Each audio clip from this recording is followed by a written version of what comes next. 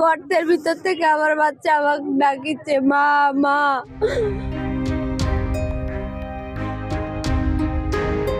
মায়ের সঙ্গে বাড়ির পাশের একটি জমি পার হচ্ছিল 2 বছরের ছোট্ট শিশু সাজিদ। জমিটি খড় দিয়ে ঢাকা ছিল।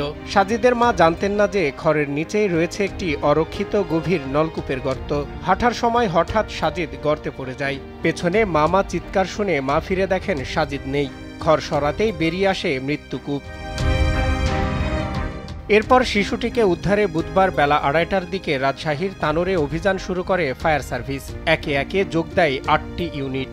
এতে মূল গর্তের পাশ থেকে মাটি কেটে শিশুটিকে উদ্ধারের জন্য এক্সকাভেটর দিয়ে খনন কাজ শুরু করা হয়। খনন করা হয় 45 ফুট গভীর পর্যন্ত। টানা 32 ঘন্টা রুদ্ধশ্বাস অভিযানের পর শিশুটিকে উদ্ধার করতে সক্ষম হলেও পাওয়া যায় অচেতন অবস্থায়। যাতে সময় আমি গর্ত পার হয়ে চলে গেছি, আমার বাচ্চা ওই গর্ত খেয়াল করেনি, লাড়া দিয়ে ঢাকা ছিল।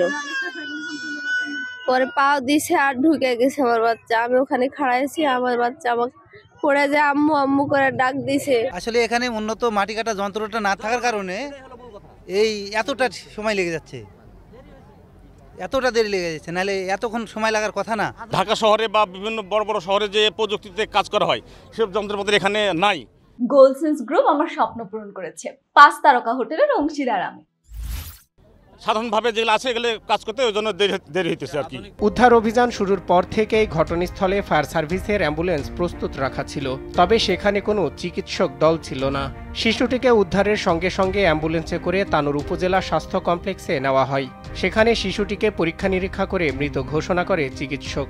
আজকে 9:35 আমাদের কাছে উপজেলা স্বাস্থ্য কমপ্লেক্সে এসে পৌঁছায়। পৌঁছানোর পরে বাচ্চাটা আসলে আমরা কোনো রেসপন্স পাচ্ছিলাম না। আমরা সেটা ভাইটাল সাইন বলি, তার পালস, বিপি, রেসপিরেশন অথবা পিসি যেগুলো আমরা দেখি সেগুলো কোনো কিছু আসলে রেসপন্স করছিল না।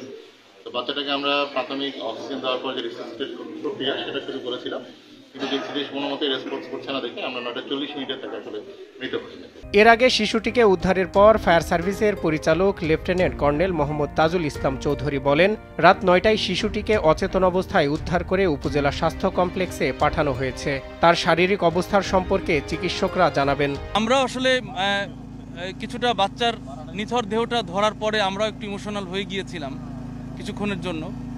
তারপরেও আমরা চেষ্টা করেছি দ্রুত হসপিটালে প্রেরণ করার।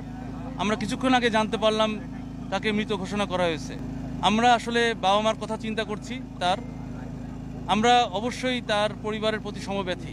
স্থানীয়রা জানান, গত বছর এক ব্যক্তি গভীর নলকূপ স্থাপনের চেষ্টা করেন, কিন্তু 120 ফুট নিচেও পানি না পাওয়ায় পাইপটি পরিত্যক্ত অবস্থায় মুখ খোলা রেখেই ফেলে রাখা হয়। গত বছরের বৃষ্টিতে গর্তটির মুখ বড় হয়ে যায়। কোনো সতর্কমূলক ব্যবস্থা বা ঢাকনা না থাকায় এ দুর্ঘটনা ঘটেছে বলে স্থানীয়দের অভিযোগ। পরিবারের বুক ফাটা আর্তনাদ আর স্বজনদের আহাজারিতে ভারী হয়ে উঠেছে পুরো এলাকা। দেশ জুড়ে শিশুটিকে জীবিত উদ্ধার চেয়ে দোয়া করলেও তা মুহূর্তেই রূপ নেয় শোকের ছায়ায়। সজল বিশ্বাস, নিউজ ডেস্ক, দেশ টিভি।